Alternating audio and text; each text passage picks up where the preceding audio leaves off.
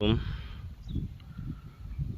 প্রিয় দেশবাসী, দেখুন, একদিকে উত্তাল রাজপথ সরকার পতনের একদফা দাবিতে, ঠিক অন্যদিকে এই 3 দিনের টানা বর্ষায় বাড়িঘর, রাস্তাঘাট সব কিছু পানির নিচে তলিয়ে যাচ্ছে, কিন্তু অথচ দেখার কেউ নেই।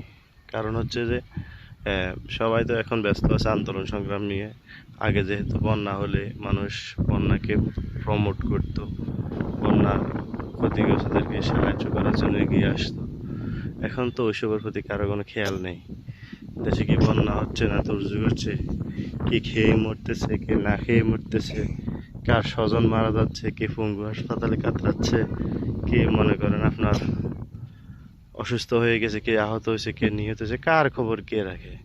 সবাই আছে জিদ নিয়ে, সবাই আছে ক্ষমতা ধরে রাখা কিংবা ক্ষমতা থেকে নামিয়ে দেয়া।